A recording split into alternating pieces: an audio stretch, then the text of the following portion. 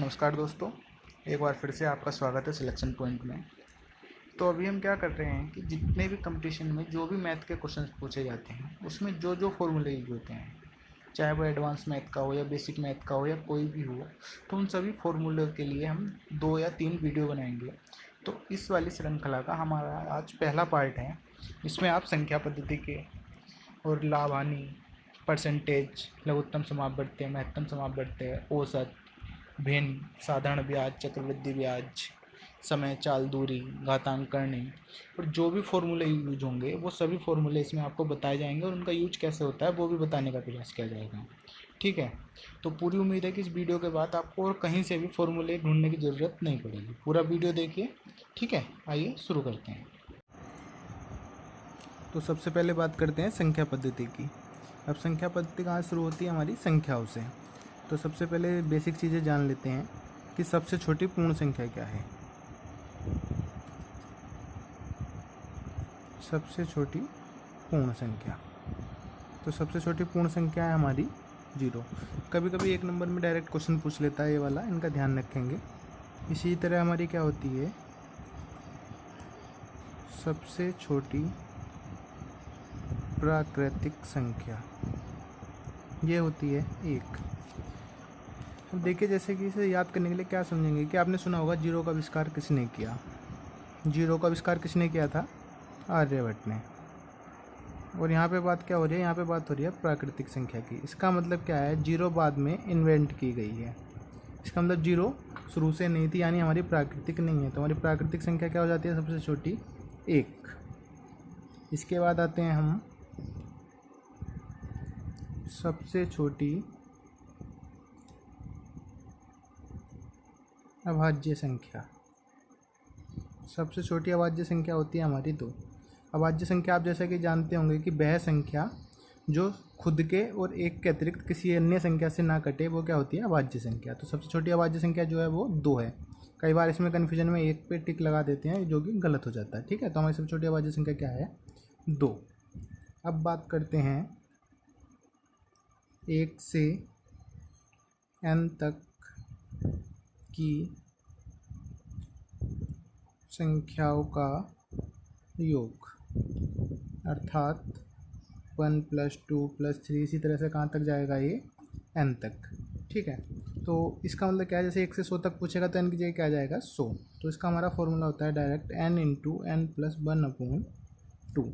जैसे आपसे पूछ ले कोई 100 तक की संख्याओं का योग, तो 100 तक की संख्याओं का योग कितना हो जाएगा हमारा? n की जगह 100 डालेंगे तो 100, n × 1 यानी 101 और बटे 2। 2 से जाएगा ये 50 बार और ये कितना आ जाएगा? 50 50। ये आपका क्या हो जाएगा? 100 तक की संख्याओं का योग। ठीक है, इसमें एक चीज़ क्या है कि ये हमेशा n तक निकालता है और 1 से ही शुरू होता है। अब अगर कोई आपसे पूछे कि 100 से 200 तक की संख्याओं का योग, तो आपको क्या करना होगा? पहले इस वाले फॉर्मूले से 200 तक की संख्याओं का योग निकालेंगे और फिर 100 तक की संख्याओं का योग निकाल के घटा देंगे। तो उससे आपको क्या निकलेगा? 100 से 200 तक की। मतलब क्या याद रखना है कि संख्या हमारी हर बार 1 से शुरू होगी। ठीक है, अब बात करते हैं 1 से n तक की संख्याओं के वर्गों का योग। ठीक है, 1 से n तक की संख्याओं के वर्गों का योग, अर्थात 1 स्क्वायर, 2 का स्क्वायर, इसी तरह कहाँ तक? n square. तो इसका हमारा फॉर्मूला कितना होता है? n × n + 1 × 2n + 1 और बटा 6। ठीक है, इसमें भी इसी तरह से निकलेगा। हमेशा ये भी कहाँ से निकलता है? 1 से निकलता है। अगर कोई 10 तक का पूछे तो n की जगह क्या डाल देंगे? 10 डाल देंगे, उससे आपका ये निकल जाएगा। इसके बाद आता है 1 से n तक के घनों का योग। ठीक है, तो इसका भी सिंपल सा फॉर्मूला है, इसी तरह से है 1 2 3, इसी तरह कहाँ तक जाएगा? ये n तक जाएगा। तो इसका फॉर्मूला होता है हमारा n × n + 1/2 और इसका पूरे का स्क्वायर। ये हमारा 1 से n तक के घनों के योग का फॉर्मूला हो जाता है। फिर हमारा क्या होता है? प्रथम n विषम संख्याओं का योग। ये हमारा सिंपल एकदम क्या? n square. ठीक है। देखिए इसमें क्या अंतर है, कई बार कहता है प्रथम n विषम संख्याओं का योग और कई बार कहता है n तक की विषम संख्याओं का योग। जैसे आपसे कहे 5 तक की विषम संख्याओं का योग, 5 तक की विषम संख्याओं का योग, तो 5 तक की विषम संख्या क्या होगी, 1, 3 और 5। और अगर ये क्या बोल दे, प्रथम 5 संख्याओं का योग, प्रथम 5 विषम संख्याओं का योग, तो क्या होगी आपकी 1, 3, 5, 7 और 9। ठीक है, ये अंतर समझ रहे हैं। तो प्रथम n विषम संख्याओं का योग मतलब अगर पूछेगा प्रथम 5 विषम संख्याओं का योग तो n की जगह क्या पड़ेगा, 5। ठीक है, और अगर 5 तक की बोलेगा तो कितनी संख्या है 5 तक विषम, 3 संख्या है, तो इसमें क्या पड़ जाएगा हमारा 3। ठीक है, ये हमारा आंसर आएगा इससे। अब बात करें प्रथम n सम संख्याओं का योग, तो इसका हमारा फॉर्मूला है n × n+1। ठीक है, तो इसमें भी क्या है प्रथम n, इसका मतलब अगर पूछे प्रथम 5 तो हमारी प्रथम 5 संख्या क्या होंगी, 2, 4, 6, 8, 10, ये हो गई प्रथम 5। और अगर बात करें 10 तक की सम संख्याओं की बात, ठीक है, 10 तक की सम संख्याओं भी क्या होंगी, 2, 4, 6, 8, 10। अब बात करते प्रथम 10 सम संख्याओं का योग, तो ये कहाँ तक पहुँच जाएगा, 20 तक, 2, 4, 6, 8, 10। तो इस चीज़ में अंतर से ख्याल रखेंगे। ठीक है, तो जो भी फॉर्मूले यहाँ पे बता रहे हैं साथ में एक नोटबुक लीजिए और साथ में उसमें लिखते रहिए। वीडियो पॉज कीजिए बीच में या स्लो करके चलाइए, जैसे भी करें ये सारे आप इनके कॉपी बना लीजिए, क्योंकि सारे हम भी आपको फॉर्मूले यहाँ पे लिखवाएंगे और ये आगे चल के बहुत काम आने वाले हैं। अब बात करते हैं लय से तथा मैं से के, अर्थात लघुत्तम समापवर्त्य और महत्तम समापवर्त्य। तो आपको पहले पता होना चाहिए लघुत्तम समापवर्त्य क्या होता है। तो लघुत्तम समापवर्त्य वो होता है, वह संख्या होती है कि छोटी से छोटी वह संख्या जो दी हुई संख्याओं से विभाजित हो जाए। और मैं से होता है महत्तम समापवर्त्य, अर्थात बड़ी से बड़ी वह संख्या जिससे दी हुई संख्याएँ विभाजित होता है। एग्जाम्पल लेते हैं, जैसे हमारा 15, 30 और 45 है, तो इनका लय से कितना होगा, इनका लय से हो जाएगा हमारा 90, अर्थात 90 वह छोटी से छोटी संख्या है जो इन तीनों संख्याओं से विभाजित हो जाएगी। अब इसके बाद बात करें अगर मैं से की, तो इनका मैं से क्या होगा, इनका मैं से होता है 15, अर्थात बड़ी से बड़ी वह संख्या जिससे दी हुई तीनों संख्याएं विभाजित हो जाएंगी। ठीक है, तो ये इनका अंतर होता है। इससे हमारे 2-3 फॉर्मूले हैं, उन्हें देख लेते हैं। पहला फॉर्मूला क्या होता है, लय से गुणा मैं से। सिर्फ 2 ही संख्या की जब बात होगी तब के लिए है। लय से गुणा मैं से बराबर पहली संख्या गुणा दूसरी संख्या। ठीक है, अर्थात जो लय से गुणा मैं से होता है वो दोनों संख्याओं के गुणनफल के बराबर होता है। इसी के साथ एक हमारा होता है, जैसे ये आ जाता है, ये काफ़ी पूछा जाता है, a/b तथा b से c/d कर लें का लय से, तो इसमें क्या होगा, a तथा c का लय से हो जाएगा, मतलब ऊपर वाले का लय से, और नीचे b तथा d का मैं से। मतलब जिसका अगर भिन्न का पूछेगा तो ऊपर वाले का जो पूछेगा लय से तो लय से, और नीचे वाले का मैं से। इसी तरह अगर a/b तथा c/d का मैं से पूछेगा तो क्या करेंगे, a व c का मैं से निकाल देंगे, और इस उल्टा हो जाएगा किसका, b और d का क्या हो जाएगा, b और d का लय से। ठीक है, तो जो चीज़ पूछेगा वो उसके उल्टी हो जाएगी। अगर लय से पूछेगा तो ऊपर लय से, और अगर मैं से पूछेगा तो ऊपर मैं से। अब बात करते हैं भिन्न की। तो साधारण शब्दों में भिन्न से क्या मतलब होता है, वह संख्या जो b/q के रूप में लिखी होती है वह क्या होती है, भिन्न। तो भिन्न हमारी क्या होती है, 2 होती हैं, एक होती है शांत और एक होती है अशांत। शांत क्या होती है, जो एक निश्चित जगह पर रुक जाती है, और अशांत क्या होती है, जो कंटिन्यूस चलती रहती है। जैसे 0.333 इस तरह से चलती रहेगी तो यह शांत हो जाएगी। जैसे 0.25 हमारी क्या हो गई, शांत। तो इसमें तो सिंपल है, ये हटा के बटे में 100 कर लेते हैं। अब इस वाले को करने का जो तरीका है वो देख लीजिए, कि जैसे पॉइंट ABC है और आपके B और C पे बार लगा है, ये क्या होता है, अशांत का निशान। तो आप क्या करेंगे, तीनों चीज़ें लिखेंगे माइनस। माइनस में क्या करेंगे, जिसके ऊपर बार नहीं लिखा हुआ, और बटे में जिनके ऊपर बार लगा हुआ है उनकी जगह 9, और जिनकी जगह नहीं लगा हुआ उनकी जगह 0। ठीक है, ऐसे ही देख लेते हैं। जैसे हमारा, और इसमें क्या है, सिर्फ C पे बार लगा है, तो शुरू में तो पूरा लिखेंगे ABC। ठीक है, इसमें से माइनस क्या करेंगे, AB जिस पे बार नहीं लगा, और बटे में क्या आएगा, जिस पे बार लगा हुआ उसकी जगह 9, और जिन पे नहीं लगा उनकी जगह 0। जैसे अब हमारा क्या है, ABC और तीनों पे बार लगा है, तो क्या लिखेंगे ABC -0, क्योंकि कोई भी ऐसा नहीं है इससे बार ना हो, और बटे में तीनों पे बार है तो 1 2 3। ठीक है, एक एग्जाम्पल देख लीजिए, जैसे आपके लिए हो कि 9 8 7 है और इसमें इतना है। ठीक है, तो ये किसके जैसा है, ये वाला इसी के जैसा है। तो हम क्या करेंगे, 9 8 7 माइनस ए यानी -9 और बटे इतना। ठीक है, मतलब इस तरह से लिखा जाएगा, ऐसे आपका सोल्व होगा। अब बात करते हैं घातांक और करने की। तो इसमें कुछ सिंपल सी चीज़ें हैं वो लिख लेंगे, जैसे हमारा a की पावर m और गुणा a की पावर n है, अर्थात हमारा आधार समान है। जब आधार समान होता है गुणा में तो हमारी घातें जुड़ जाती हैं। ठीक है, इसी तरह हमारा है a की पावर m बटे a की पावर n। तो जब आधार हमारा समान होगा तो भाग में जो घातें हो जाती हैं वे घट जाती हैं। ठीक है, इसी तरह हमारा a m और इसकी पावर क्या है n। तो इस तरह में क्या होता है, जो घातें होती हैं उनके आपस में गुणा हो जाती है। ठीक है, अब सबसे मेन चीज़ क्या है, अगर किसी चीज़ की पावर 0 होती है, किसी चीज़ की पावर 0 होती है तो उसका मान क्या होगा 1। कोई भी चीज़ अगर उसकी पावर 0 हो जाएगी तो उसका मान क्या हो जाएगा 1। ठीक है, अब जैसे हमारा ये है n अंडर रूट में a की पावर m, तो ये किस तरह से होगा, a की पावर m और इसकी अपोन में n हो जाएगा। ठीक है, इसी के साथ 2-3 फॉर्मूले हो रहे हैं हमारे। जैसे हम बात करें अंडर रूट में a, फिर अंडर रूट में a, फिर अंडर रूट में a, इसी तरह से कंटिन्यूस चलता रहता है तो इसका मान कितना होता है, इसका मान a ही होता है। ठीक है, इसी तरह अगर जैसे हमारा हो अंडर रूट में a प्लस अंडर रूट में a प्लस, इसी तरह से ये चलता रहे, ठीक है, इन्फिनेटिव तक, तो इसकी वैल्यू कितनी हो जाती है 1 प्लस अंडर रूट में 4a प्लस 1 और बटे 2। ये सिंपल सा फॉर्मूला है, इसमें वैल्यू डाल देंगे एक के, जो भी मान होगा तो इसका आंसर आ जाएगा। घातांक और करने का ही एक सूत्र और है हमारे पास, under root A under root A under root ए, मतलब इस बार क्या है, ये n पदों तक, मतलब लिमिटेड है। इन्फिनेटिव वाला होता तो डायरेक्ट हमारा क्या मान आ जाता है, इसका ए ही आ जाता है। जब n पदों तक होगा तो इसका मान क्या होता है, a की पावर 1 माइनस 1/2 की पावर n। ठीक है, जो भी n होगा वो इस 1/2 की पावर हो जाएगी, उससे इसका मान निकल जाएगा। ठीक है, अब इसके बाद में हम आते हैं सरलीकरण पे। तो सरलीकरण का सबसे मेन नियम क्या होता है, एक ही नियम है, बोर्ड मास, सब ने आपने सुन रखा होगा। ठीक है, तो b से क्या होता है हमारा ब्रैकेट।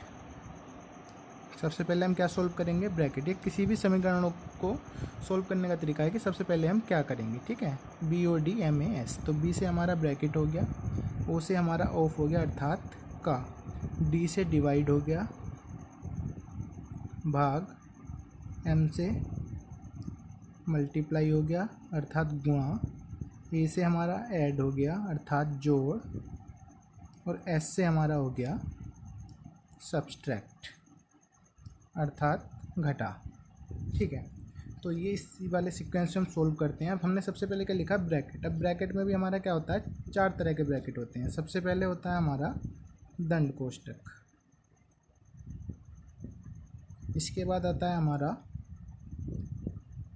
छोटी कोष्ठक, इसके बाद फिर आती है मंजली कोष्ठक या मध्यम, इसके बाद फिर आता है बड़ी कोष्ठक। ठीक है, तो इसमें भी सबसे पहले हम ये वाला सोल्व करेंगे, उसके बाद ये, फिर ये और फिर ये। ठीक है, यही वाला हमारा सीक्वेंस इसमें चलेगा।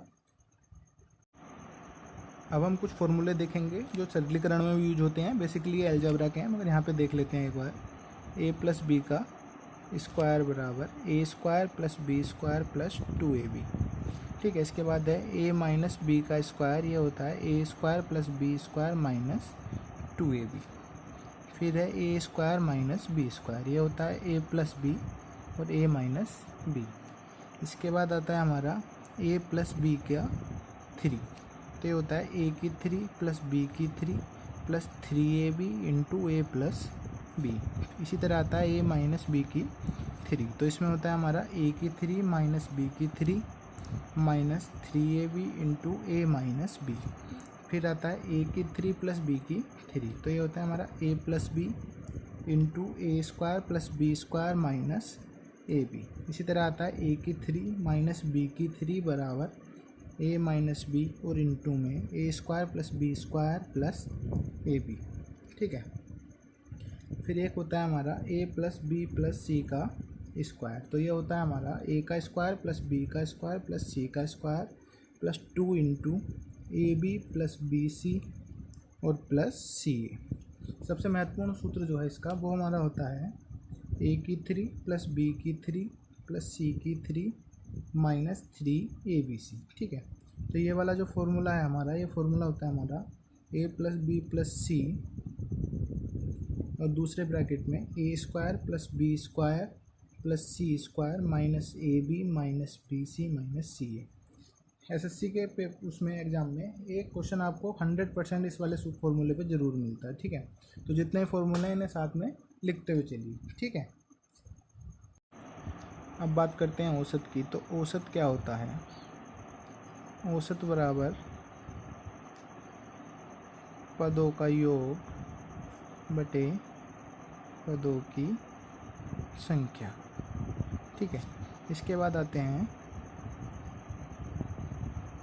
प्रतिशतता पर। ठीक है, प्रतिशतता अर्थात परसेंटेज। जैसे x% है तो इसका मतलब क्या है? x बटा 100। ठीक है, x% मतलब x बटा 100। या क्या करें, x का बाई % की बात करें तो कितना हो जाएगा? x गुणा बाई बटे 100। ठीक है, इसके भी 2-3 फॉर्मूले हैं, उन्हें देख लेते हैं। जैसे पहला है हमारा, यदि a का मान b से x% अधिक हो तो b का मान a से कितना प्रतिशत कम होगा। ठीक है, तो सिंपल सा फॉर्मूला है इसका, x upon 100 plus x into 100%। ठीक है, a का मान b से x% अधिक हो तो b का मान a से कितना कम होगा? x बटे 100 प्लस x गुणा 100%, इतना कम होगा। इसी तरह हमारा अगला सूत्र है, यदि a का मान b से x% कम हो तो b का मान a से कितना प्रतिशत अधिक होगा। ठीक है, यदि a का मान b से x% कम हो तो b का मान a से कितने प्रतिशत अधिक होगा। इसका हमारा फॉर्मूला डायरेक्ट है x अपॉन 100 माइनस x और गुणा 100। पिछले वाले फॉर्मूले में और इसमें बस इतना अंतर है, उसमें प्लस होता है और इसमें माइनस होता है। ठीक है, इसका जो तीसरा फॉर्मूला है इसे हम मास्टर फॉर्मूला भी कह सकते हैं। ये हमारा काफ़ी जगह में यूज होता है, इस वाले चैप्टर में भी, क्षेत्रफल वाले में भी, और भी पता नहीं किसके चैप्टर में यूज होता है। बहुत महत्वपूर्ण सूत्र है, इसे ज़रूर खास याद रखेंगे। ठीक है, इसमें क्या है, यदि किसी वस्तु के मान में x तथा y दो क्रमागत चेंज किए गए हों तो जो हमारा परिणामी अंतर या परिणामी चेंज आएगा वो क्या होगा? वो हमारा होगा x plus y plus x y बटे 100। ठीक है, अगर कमी होगी तो माइनस में आएगा और बढ़ोतरी या वृद्धि होगी तो वो प्लस में आएगा। ठीक है, अब बात करते हैं लाभ हानि की। ठीक है, तो इसके हमारा लाभ क्या होता है?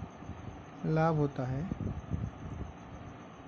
विक्रय मूल्य माइनस क्रय मूल्य। ठीक है, विक्रय मूल्य वह होता है जिस पर कोई वस्तु बेची जाती है और क्रय मूल्य या लागत मूल्य वह होता है जिस पर खरीदी जाती है या बनाई जाती है। ठीक है, हानि बराबर क्रय मूल्य माइनस विक्रय मूल्य। अर्थात अगर आपकी लागत अधिक होगी और विक्रय कम होगा तो क्या होगी? हानि होगी। प्रतिशत लाभ की बात करें तो प्रतिशत लाभ बराबर लाभ गुणा 100 और बटे क्रय मूल्य। प्रतिशत हानि की बात करें तो हानि गुणा 100 और बटे क्रय मूल्य। मतलब क्या है कि अगर आपका प्रतिशत लाभ हो या प्रतिशत हानि, दोनों किस पे होते हैं? क्रय मूल्य पे होंगे। ठीक है, और जो हमारा इसमें एक बट्टा होता है, बट्टा हमारा प्राय अंकित मूल्य पे दिया जाता है जब तक सवाल में कोई कंडीशन ना लगाई जाए। ठीक है, बट्टा किस पे दिया जाएगा? अंकित मूल्य पे। इसी के साथ इसमें एक चीज़ और होती है कि कई बार कोई दुकानदार क्या है हमारा सामान को कहता है क्रय मूल्य पर ही बेच रहा है, मगर वो क्या करता है जो उसका बाट होता है अर्थात जिससे वो तोलता है उसे कम कर देता है। ठीक है, लिखें यदि कोई वस्तु क्रय मूल्य पर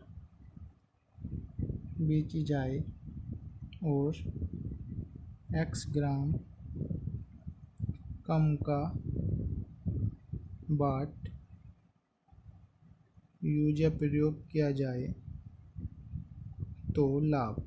अर्थात इसमें क्या है, दुकानदार ये बताता है कि मैं क्रय मूल्य पर ही बेच रहा हूँ, जितने का लिया उतने का ही बेच रहा हूँ, मगर वो 1 किलो की जगह कुछ कम का बाट यूज करता है, तो उसमें उसका लाभ क्या होगा, लाभ होता है x/1000 माइनस x। 1000 क्यों होता है, क्योंकि जो हमारा 1 किलो होता है उसमें कितने ग्राम होते हैं, 1000। ठीक है, और गुणा 100%, तो इतना उसे लाभ हो जाएगा।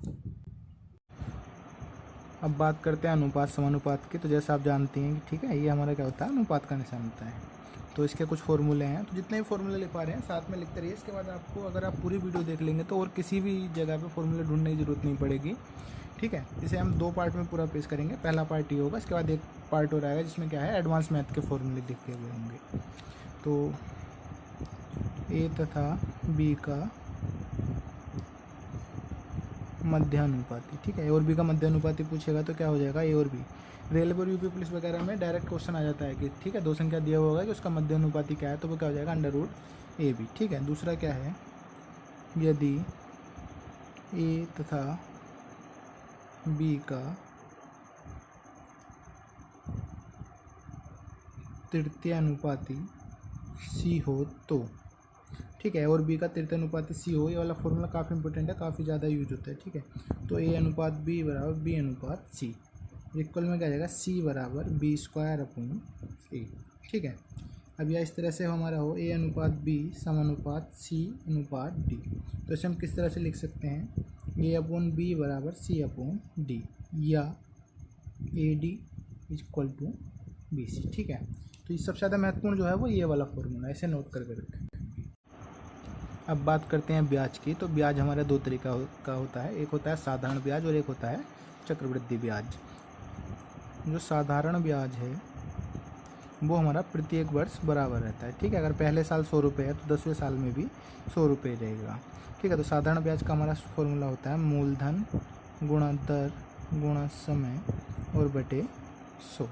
ठीक है, जो चक्रवृद्धि वाला ब्याज है, चक्रवृद्धि ब्याज क्या होता है कि पहले साल अगर 100 रुपये लगे तो अगले साल क्या होगा, 100 रुपये पे भी ब्याज लगेगा।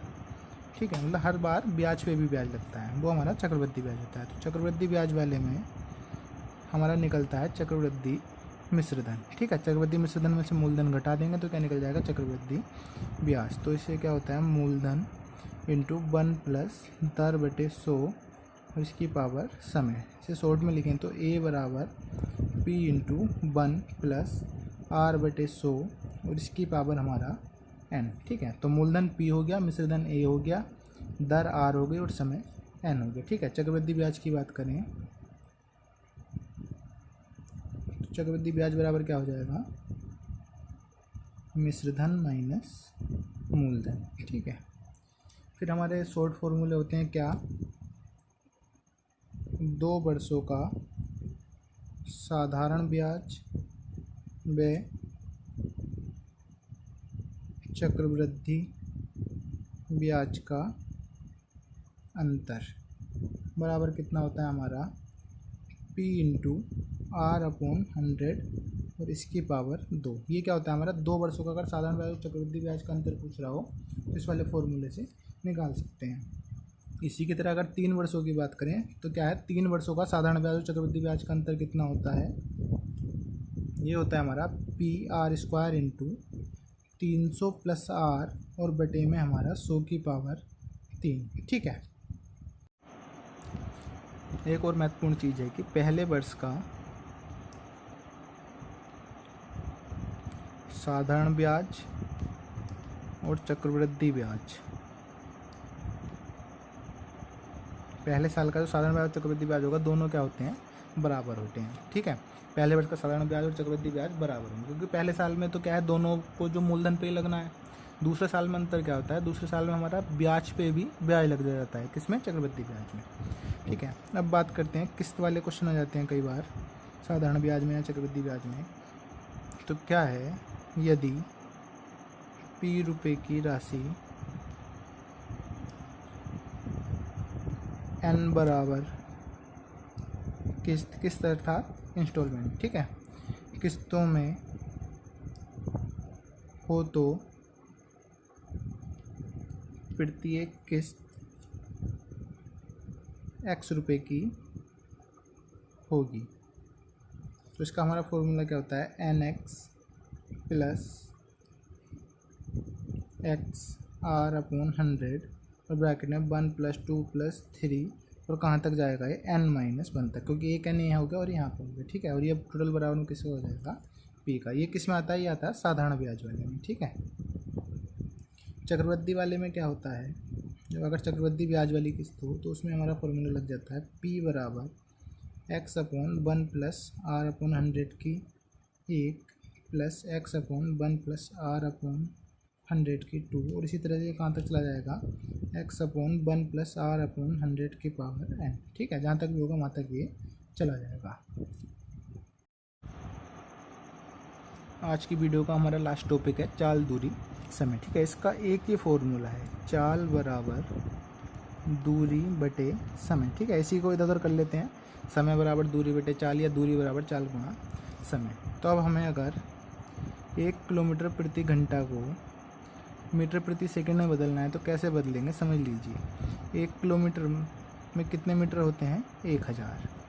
ठीक है, और 1 घंटे में कितने हमारे सेकंड होते हैं, 1 घंटे में होते हैं 60 मिनट और फिर 60 ही सेकंड होते हैं। ठीक है, तो इसे हम काट लेंगे, 2 0 से 2 0 गए, 2 से काटा तो कितनी बार गया, 3, और 2 से गया तो कितना, 5, तो 5/18। तो अर्थात किलोमीटर प्रति घंटा को मीटर प्रति सेकंड में बदलना है तो किससे गुणा करेंगे, 5/18 से। और 1 मीटर प्रति सेकंड को किलोमीटर प्रति घंटा में बदलना है तो किससे करेंगे, 18/5 से। ठीक है, इसमें फिर एक हमारा क्या आ जाता है, औसत चाल। औसत चाल बराबर कुल दूरी बटे कुल समय। इसी के साथ फिर हमारे नाप वाले फॉर्मूला आ जाते हैं। तो नाप वाले में क्या है, यदि शांत जल में नाप की चाल 100 तथा धारा की चाल 22, ठीक है, तो धारा की दिशा में चाल कितनी हो जाएगी, x + 22, और धारा की विपरीत दिशा में चाल कितनी हो जाएगी, x - 22। तो इसी के साथ हमने पूरे जितने भी फॉर्मूले थे यहाँ तक के कवर करने की कोशिश की है। इसके बाद हमारा एक या दो वीडियो और आएंगे जिसमें एडवांस मैथ के फॉर्मूले हम बताएंगे। ठीक है, तो यहाँ तक अगर आपको पसंद आया तो लाइक करें और अपने दोस्तों के साथ और उन सभी के साथ जो पढ़ना चाहते हैं उनके साथ शेयर कीजिए और चैनल को सब्सक्राइब कीजिए। ठीक है, धन्यवाद।